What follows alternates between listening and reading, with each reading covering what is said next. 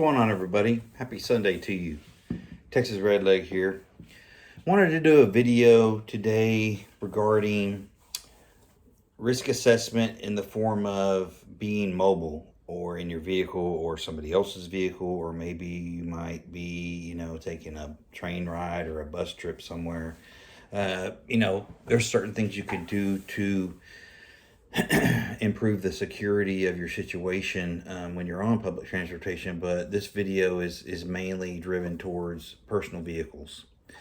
So secure mobility, I break it down into like three categories. And I've done videos on this in the past. I'm just sort of circling back to it just to sort of refresh memories and just give everybody an idea of what, I kind of go through mentally as a checklist prior to, say a trip, or really almost going anywhere.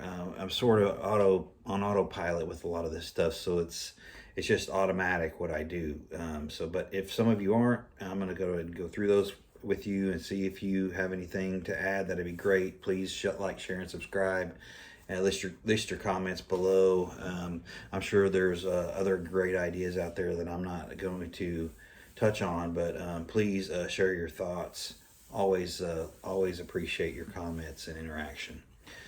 So secure mobility. I think it all starts with basically risk assessment. So having a plan A, B, and C.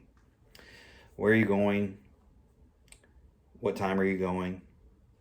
Are those times that you have to go? Are there less risky times or dates to go?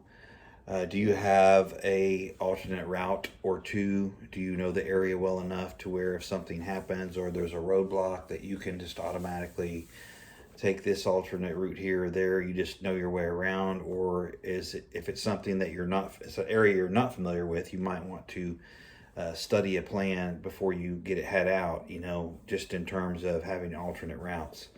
Maybe phones are down, there's no service, perhaps. So you need to sort of have that in your head already, or possibly, have it written down somewhere.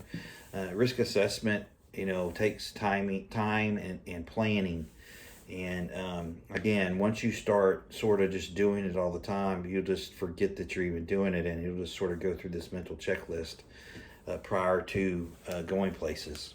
But I think it starts again with a good mental check on risk assessment, having a plan A, B, and C, alternate routes, and proper timing. Second area that I like to touch on with secure mobility is risk management. So you've already assessed the risks. You're now going to undertake a trip or go somewhere in a vehicle, and risk management, is knowing the threats that are there, being alert and prepared, and being able to counter those threats should they occur. And it could be anything from, a carjacking to riots to roadblocks to major traffic jams due to an accident. The list goes on and on and on.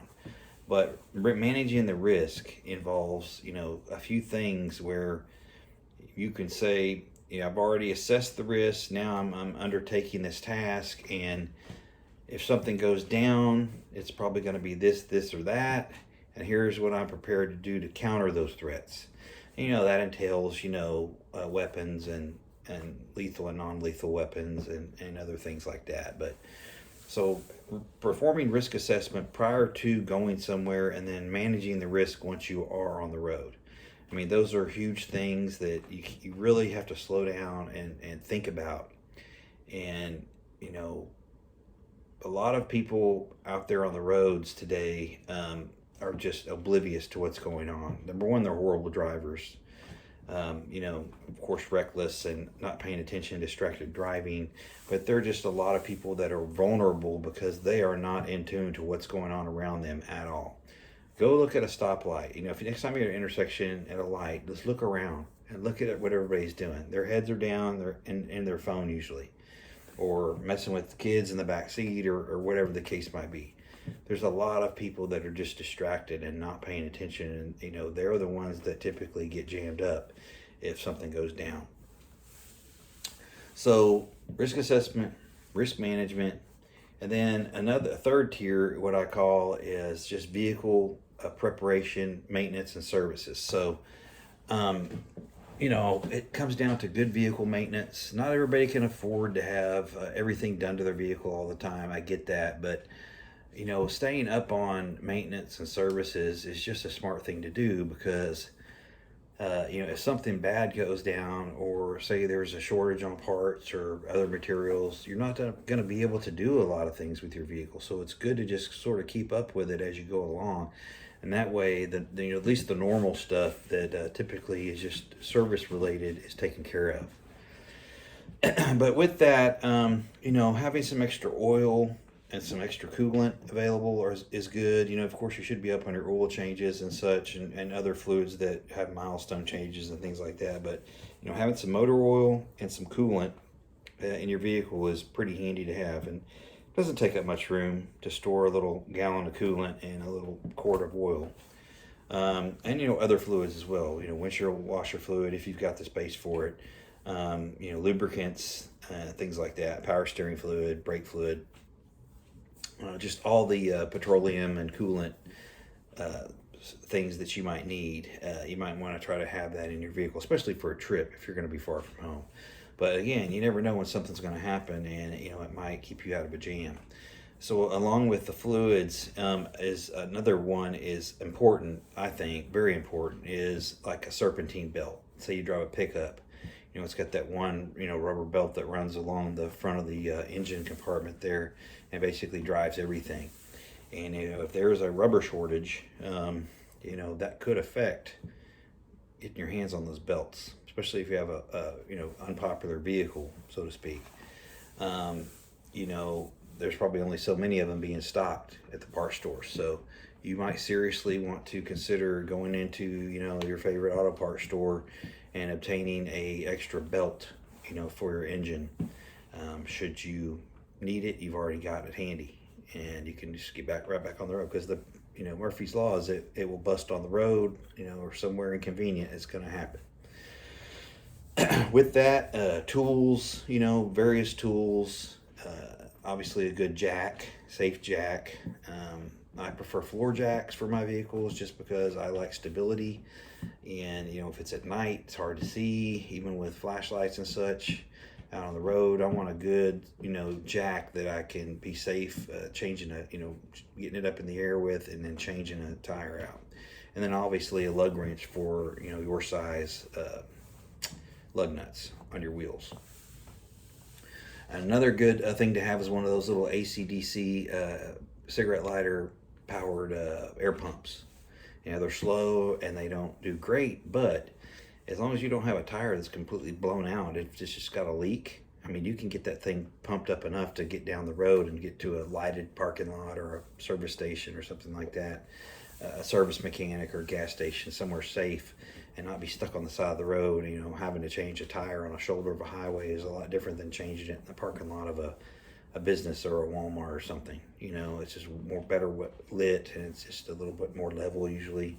So I would consider having one of those little air pumps, and you can get them at Wally World for 10, 15, 20 bucks, $20 for probably a middle of the road one. They probably go all the way up to $50, whatever you want to spend. But just a good, decent, AC/DC air pump is really handy if you get a low tire out on the road. And with that, if you do get a pretty good puncture in a tire, you can get one of these, manual plug kits where you can fill a gouge or something in a tire and get back on the road.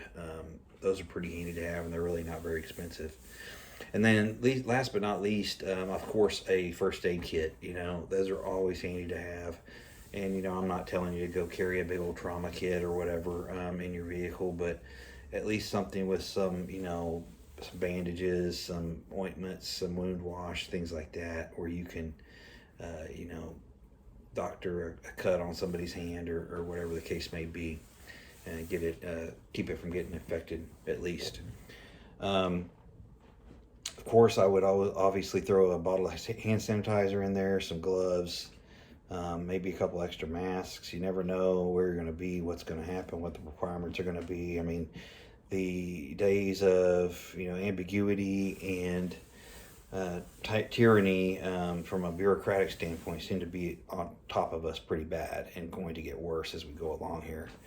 So I would just be prepared for anything. There's just not a lot here that I'm saying that's different than what a lot of other people have said, but hopefully this makes you think about your vehicle situation, and maybe as you get time here before the winter, before hurricane season heats up, you might want to jump on these things so you don't have to mess with it later on when it's crunch time. So anyway, I hope everybody had a great weekend. Please like, share, and subscribe. I appreciate your interaction and all that, and I look forward to conversing with you and learning more about what you all are doing as well. So with that, keep prepping, stack it deep, long live the Republic.